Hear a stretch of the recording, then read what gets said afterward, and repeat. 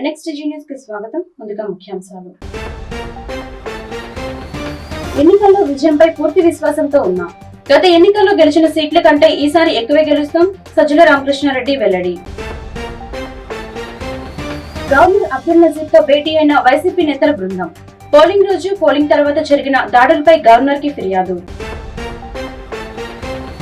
జిల్లాలో ప్రశాంతంగా ముగిసిన సార్వత్రిక ఎన్నికల పోలింగ్. ఎన్నికల ఫలితాలపై జోరుగా బెట్టింగ్లు, గెలుపుపై ఎవరి ధీమా వారిది. ఎన్నికల అనంతరం హింసపై ఈసీ కఠిన చర్యలు. హింసపై దర్యాప్తుకు సిట్ ఏర్పాటు. 2 రోజుల్లో నివేదిక ఇవ్వాలని ఈసీ ఆదేశం. ఎన్నికల్లో విజయంపై తాము పూర్తి విశ్వాసంతో ఉన్నామని, గత ఎన్నికల్లో గెలిచిన సీట్ల కంటే ఈసారి ఎక్కువే గెలుస్తామని వైఎస్ఆర్సీపీ ప్రధాన కార్యదర్శి సజ్జల రామకృష్ణారెడ్డి అన్నారు. ఈ మేరకు తాడేపల్లిలోని వైసీపీ కేంద్ర కార్యాలయంలో మీడియాతో మాట్లాడారు. ఓటింగ్ సరళిని చూసి ప్రభుత్వ వ్యతిరేక ఓటు అనుకోవద్దన్నారు. చంద్రబాబుకు ఆయన మీద ఆయనకే నమ్మకం లేదు. చంద్రబాబు పూర్తిగా నెగటివ్ క్యాంపెయిన్ చేశారు. జగన్ ప్రచారం ప్రజల్లోకి బలంగా వెళ్లింది. కుప్పంలోనూ వైఎస్ఆర్సీపీ గెలవబోతుందని తెలిపారు. అదేవిధంగా కుట్రపూరితంగా కేంద్రం సహాయంతో కొందరు అధికారులను తప్పించారు. ల్యాండ్ టైటిలింగ్ పై చంద్రబాబు అర్థం లేని ఆరోపణలు చేశారు. చంద్రబాబు హామీలపై ప్రజలకు నమ్మకం లేదు అని సజ్జల పేర్కొన్నారు. అలాగే వైఎస్ఆర్ కాంగ్రెస్ పార్టీని అభిమానిస్తున్నారని అనుకుంటున్న వైఎస్ఆర్ కాంగ్రెస్ పార్టీ లేదా జగన్మోహన్ రెడ్డి గారు ఈ 5 ఏళ్ల పాటు ఎవరినైతే ఏ వర్గాలనైతే కాసుకున్నారో, ఏ వర్గాల దీన్ని అభ్యున్నతికి పాటుపడుతూ వచ్చారో, రాష్ట్ర అభివృద్ధితో పాటు వాళ్ళు ఎంత ఉత్సాహంతో పోలింగ్లో పార్టిసిపేట్ చేశారు. అందులో ముఖ్యంగా మహిళలు పోలింగ్ పర్సెంటేజ్ ఇవన్నీ చూసిన తర్వాత ఎవరి అంచనాలు వాళ్ళు వేసుకోవచ్చు. మాకైతే ఖాయంగా కనపడుతోంది. గవర్నమెంట్ వస్తుంది, చాలా బాగా వస్తుంది. మొన్నటికి అంత కూడా జరిగింది. మిగిలిన చోట్ల జరిగిన చోట్ల కూడా పోలింగ్ పర్సెంటేజ్ పెరిగాయి. ఓటింగ్ జరిగే శాతాన్ని బట్టి చూసి యాంటీ ఇన్కంబెన్సీ అనుకుందామంటే మీరు గమనించిన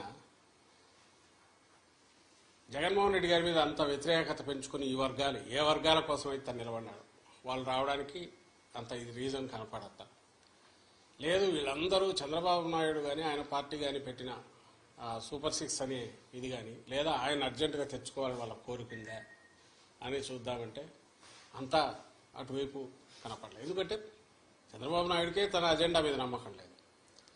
ఆయన సూపర్ 6 గురించి కూడా ప్రచారం చేసుకోవాలి.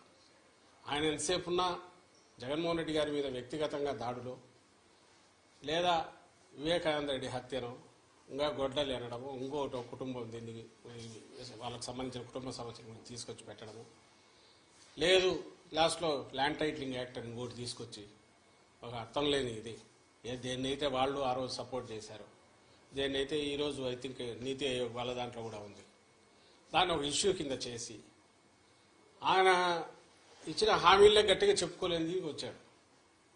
ఎందుకంటే ఆయనకే నమ్మకం లేదు. ఇంతకుముందు కూడా చెప్పాం, అది హామీలను అమలు చేస్తాడే నమ్మకం జనానికి లేదని, ప్రజలకు లేదని.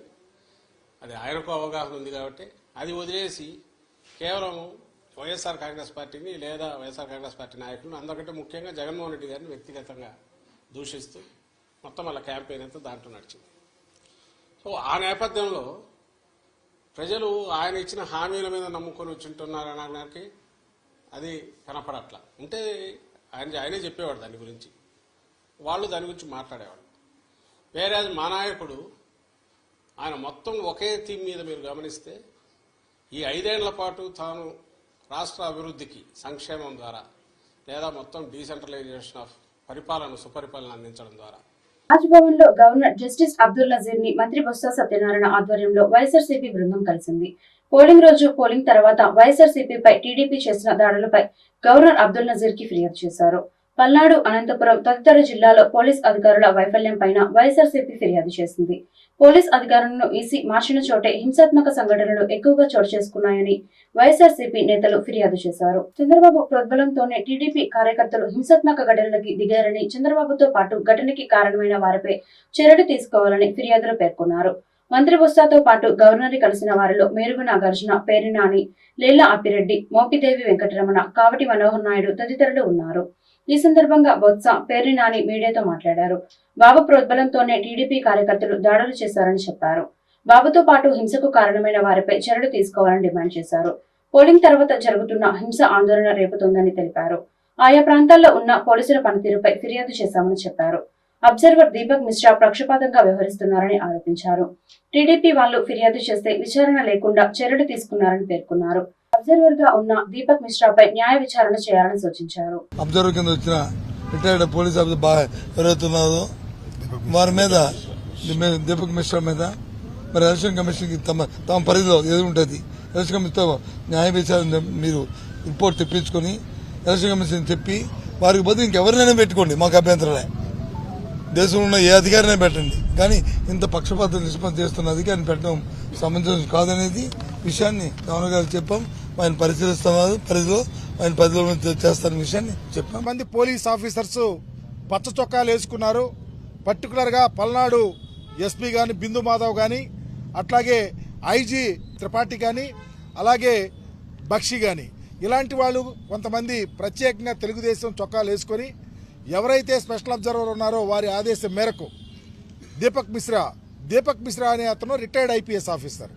అతను ఆంధ్రప్రదేశ్కి అలాట్ అయితే అతను వెళ్ళి ఎవరో ఒక అతని దగ్గర ప్రైవేట్గా వెళ్ళిపోయి ఫంక్షన్కి వెళ్ళిపోయి తెలుగుదేశం వాళ్ళతో కొమ్మక్కై రిటైర్డ్ ఐపీఎస్లతో కూర్చొని తర్వాత వచ్చి ఎలక్షన్ ప్రాసెస్లో ఇన్వాల్వ్ అయ్యి నిష్పక్షపాతంగా జరపవలసినటువంటి ఎన్నికల్ని పక్షపాత ధోరణితో ఏకపక్షంగా ఒక పార్టీకి కొమ్ము కాస్తూ ఇవాళ ఎన్నికల ప్రక్రియని ఏ రకంగా ఎవరెవరు నడిపిస్తున్నారో, పాత్రదారులు ఎవరో, సూత్రధారులు ఎవరో ప్రతిదీ కూడా వారికి కేటగారికల్ గా గవర్నర్ గారికి వివరించడం జరిగింది. ఓట్లు అయిపోయింది ఇక్కడి నుంచి పోరా అని చెప్పి అన్నా కూడా పోట్లాడు. ఇక్కడి నుంచి ఇంకా ఏం చేద్దామని, ఎన్ని ప్రాణాలను హరిద్దామని, ఈ ఆంధ్ర రాష్ట్రాన్ని వల్లకాడు చేద్దామని భారతీయ జనతా పార్టీ తెలుగుదేశం పార్టీ కలిసి ఏం చేద్దాం అనుకుంటున్నారు? అంటే 4వ తారీఖు లోపు ఈ రాష్ట్రాన్ని వల్లకాడు చేద్దాం అనుకుంటున్నారా? తాడిపత్రిలో టీడీపీ హింస రాజకీయాలను ఖండిస్తున్నామని వైఎస్ఆర్సీపీ ఎమ్మెల్యే అనంత వెంకటరామిరెడ్డి అన్నారు. ఎస్పీ అమిత్ బర్డర్ సమక్షంలోనే ఎమ్మెల్యే కేతిరెడ్డి పెద్దిరెడ్డి కాన్వాయ్పై దాడి జరిగిందని ఎస్పీ ఏఎస్పీ రామకృష్ణ చౌదరి ఏకపక్షంగా వ్యవహరించారని మండిపడ్డారు. శుక్రవారం ఆయన మీడియాతో మాట్లాడుతూ పోలీసుల సహకారంతోనే తాడిపత్రిలో వైఎస్ఆర్సీపీ నేతలపై దాడులు జరిగాయన్నారు. ఎమ్మెల్యే కేతిరెడ్డి పెద్దారెడ్డి ఇంటిలో పోలీసుల దౌర్జన్యం అమానుషమని ఏఎస్పీ రామకృష్ణ చౌదరిని కూడా సస్పెండ్ చేయాలని అనంత వెంకటరామిరెడ్డి డిమాండ్ చేశారు. అదేవిధంగా ఉరవకొండ వైఎస్ఆర్సీపీ అభ్యర్థి మాజీ ఎమ్మెల్యే విశ్వేశ్వరరెడ్డి మాట్లాడుతూ ఓటమి భయంతోనే టీడీపీ హింసా రాజకీయాలు చేస్తుందని మండిపడ్డారు. చంద్రబాబు డైరెక్షన్ లోనే ఇష్టారాజ్యంగా ఐఏఎస్, ఐపీఎస్ అధికారులను బదిలీ చేయడం వల్లే ఎన్నికల్లో హింస చెలరేగిందన్నారు. రౌడీ షీటర్లు, కొనికోలను పయ్యావుల కేశవ్ పోలింగ్ ఏజెంట్లుగా పెట్టారు. తాడిపత్రిలో టీడీపీ అరాచకాలకు పోలీసులే నైతిక బాధ్యత వహించారని విశ్వేశ్వరరెడ్డి అన్నారు. భారతీయ జనతా పార్టీతో పొత్తు పెట్టుకునే తర్వాత ఎన్నికల కమిషన్ అందరూ కూడా గుప్పట్లో కూడా తీసుకొని ముఖ్యంగా ఈ రాష్ట్రంలో ఎన్నికల కమిషనే ఒక ఎన్డీఏ వారికి మాత్రమే కమిషన్గా కూడా ఈరోజు ఎన్నికలు కూడా నిర్వహించడానికి కూడా చాలా స్పష్టంగా కూడా మరీ ముఖ్యంగా ఇటీవల ఎన్నికలు నిర్వహించిన విధానం కానీ ఇవన్నీ కూడా బాగా కూడా అర్థమవుతా ఉంది. పెద్దారెడ్డి ఇంటి పైన ఒక కాలేజ్ గ్రౌండ్లో ట్రాక్టర్లతో రాళ్ళు తీసుకొని వచ్చేసి క్రాకర్స్ తీసుకొని వచ్చేసి పెద్దారెడ్డి అంటే ఎమ్మెల్యే గారి ఇంటిపైన, పెద్దారెడ్డి గారి ఇంటిపైన కూడా వేసినా కూడా ఎక్కడ కానీ చర్యలు కూడా తీసుకోలేదు. వారి యొక్క వీడియోలు అనేది కూడా చూస్తే ట్రాక్టర్లతో తీసుకొని వచ్చిన పోలీసు వాళ్ళు కూడా ఇది ఎక్కడ చూసినా అన్నీ కూడా ఉండే పోలీసు వాళ్ళు కూడా ఆ మాబు వెనకలే ఉన్నారు, కానీ ఎక్కడ కానీ చర్యలు కూడా తీసుకోలేనివి కూడా ఇక్కడ కంప్లీట్గా కూడా పూర్తిగా కూడా అర్థమవుతూ ఉంది. ఎన్నికలు ఇంకా వారం రోజులు ఉన్నట్టుగా డిఐజీని ఇక్కడ చాలా అవమానకరమైన రీతిలో బదిలీ చేసింది ఎన్నికల కమిషన్. పురంధరేశ్వరి లేకపోతే చంద్రబాబు నాయుడు గారు, బీజేపీ గారు చెప్పితే చాలు బదిలీలు చేశారు, ఎస్పీని చేశారు, డిఐజీని అయితే లాస్ట్లో కూడా చేశారను. ఇప్పుడు కొత్తగా వచ్చినటువంటి అధికారులు కూడా బీజేపీ వాళ్ళు, చంద్రబాబు కూటమి చెప్పినటువంటి వాళ్ళనే అధికారులుగా కూడా ఎవరిని నియమించాలనేటువంటి కూడా వాళ్ళ లిస్టులు రాసి పంపించినారు. ఈరోజు ఎన్నికల కమిషన్ బాధ్యత వహించాలి ఈ ఘటనలకు అన్నింటికీ కూడా. ఉన్నట్టుండి అత్యంత సమస్యాత్మకమైనటువంటి నియోజకవర్గాల్లో, సమస్యాత్మకమైనటువంటి జిల్లాలలో ఏమాత్రం అవగాహన లేకుండా, ఆ ప్రాంతాలపైన ఏమాత్రం పట్టు లేనటువంటి అధికారులను ఉన్నట్టుగా నియమించిన ఫలితం కూడా ఎన్నికల సందర్భంగా రాష్ట్రంలో చెలరేగిన హింసకు కొమ్ము కాసిన అధికారులపై కేంద్ర ఎన్నికల సంఘం కొరడా జులిపించింది. 3 ఎస్పీలు, ఒక జిల్లా కలెక్టర్ ని బాధ్యులుగా నిర్ణయిస్తూ రాష్ట్ర ప్రభుత్వం ఇచ్చిన నివేదికపై తీవ్ర స్థాయిలో స్పందించింది. పల్నాడు ఎస్పీ బిందు మాధవ్, అనంతపురం ఎస్పీ అమిత్ బర్డన్ ను సస్పెండ్ చేసిన EC, Tirupati SP Krishnakant Patel, Palnadu collector శివశంకర్లపై బదిలీ వేటు వేసింది. ఈ 3 జిల్లాలకు చెందిన 12 మంది కింది స్థాయి పోలీస్ అధికారులపై సస్పెన్షన్ వేటు వేసింది. ఈ 16 మంది పైన శాఖాపరమైన విచారణ జరిపించాలని ఆదేశించింది. శుక్రవారం సాయంత్రం 3 గంటల్లోగా వారిపై ఛార్జిషీట్ వేయాలని స్పష్టం చేసింది. వారిపై శాఖాపరమైన విచారణకు ఆదేశించింది. 60 రోజుల్లోగా విచారణ పూర్తి చేసి తదుపరి చర్యల కోసం సిఫార్సులతో నివేదిక ఇవ్వాలని సూచించింది. తన ఆమోదం లేకుండా సస్పెన్షన్ ఎత్తివేయకూడదని, శాఖాపరమైన చర్యలు నిలిపివేయకూడదని పేర్కొంది. సస్పెండ్ అయిన పల్నాడు, అనంతపురం ఎస్పీలు, బదిలీ అయిన తిరుపతి ఎస్పీ, పల్నాడు కలెక్టర్ స్థానంలో అర్హులైన ఐపీఎస్, ఐఏఎస్ అధికారుల పేర్లతో జాబితాను 17న ఉదయం 11 గంటల్లోగా పంపాలని సూచించారు.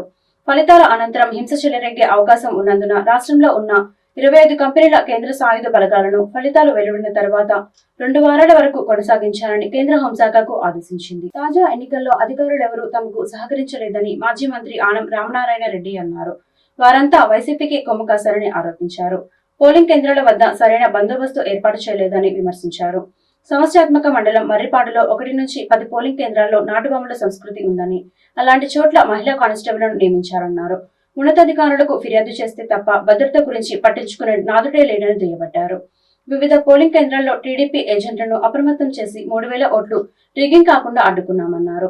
జూన్ 4న వెలువడే ఫలితాల్లో కూటమి ప్రభుత్వం విజయం సాధిస్తుందని ఆనంద్ ధీమా వ్యక్తం చేశారు. రాజకీయాలు చూసాం గానీ ఏజెంట్ని ఖాళీ బూత్లో నుంచి వెళ్ళిపోనడానికి ఇంట్లో ఉన్న బిడ్డల్ని హింసించినటువంటి పరిస్థితి, కొట్టారు, చివరికి ప్రాణం తీయడానికి కూడా సిద్ధపడ్డారు.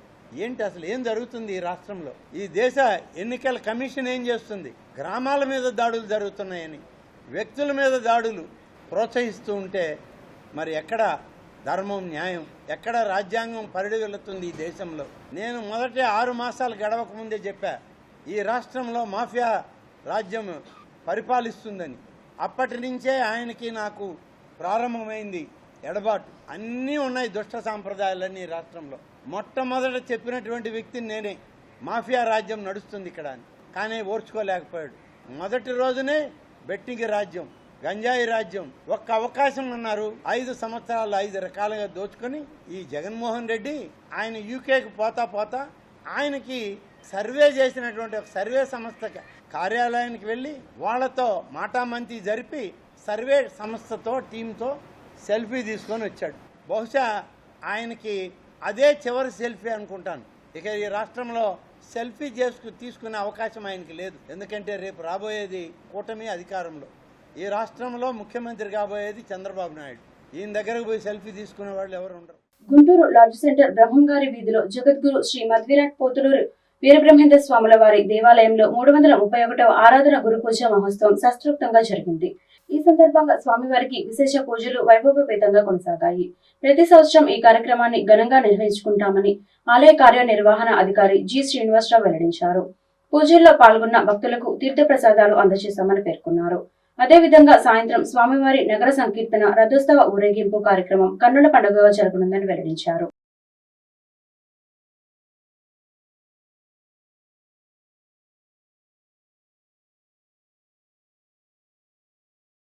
ఓం శ్రీ వీరబ్రహ్మణ్యాయ నమః. ఈరోజు శ్రీ పోతులూరి వీరబ్రహ్మేంద్ర స్వామి వారి 331వ ఆరాధన మహోత్సవం సందర్భంగా గుంటూరు అమరావతి రోడ్లో ఉన్న శ్రీ బ్రహ్మంగారి దేవస్థానంలో స్వామివారికి ప్రాతకాలంగా విశేష అభిషేక కార్యక్రమాలు, పూజా కార్యక్రమాలు నిర్వహించడం జరిగింది.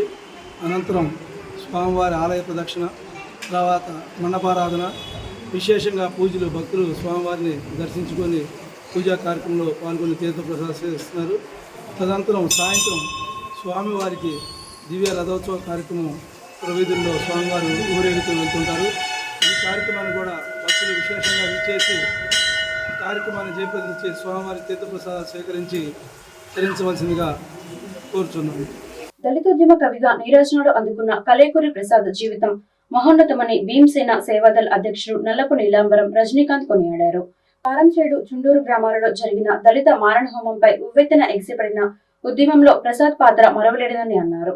కవి, సినీ, గీత రచయిత, దళితోద్యమ కవి కలేకూరి ప్రసాద్ 11వ వర్ధంతి కార్యక్రమం గుంటూరు లార్జ్ సెంటర్ అంబేద్కర్ విగ్రహం వద్ద శుక్రవారం జరిగింది.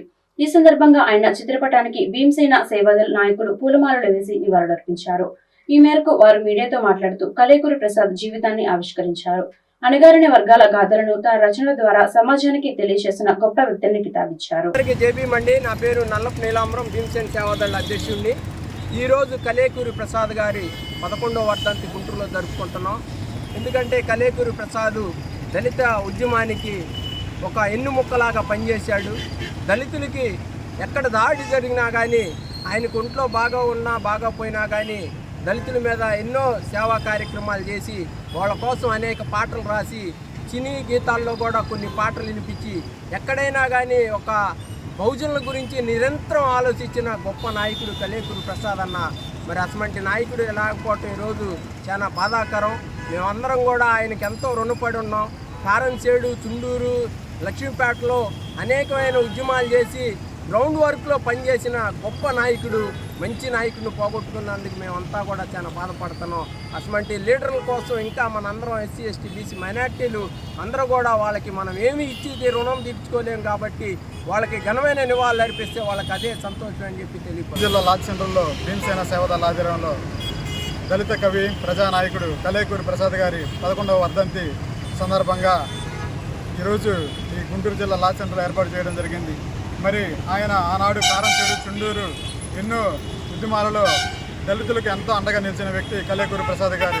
మరి ఆయన వర్ధంతిని జరుపుకోవడం దళిత ప్రజా సంఘాలందరికీ ఇది ఒక పండగని నేను తెలియజేస్తున్నాను.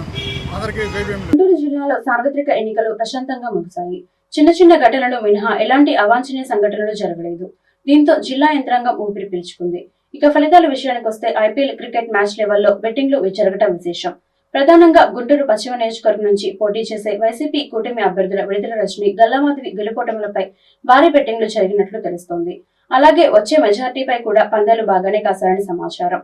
అదేవిధంగా మంగళగిరి నియోజకవర్గం నుంచి నారా లోకేష్ విజయంపై భారీ మొత్తంలో 1కి 5 పందెం. ఇరు పార్టీలు కాయడం చూస్తుంటే డబ్బు ఏ స్థాయిలో చేతులు మారుతుందో అర్థమవుతుంది.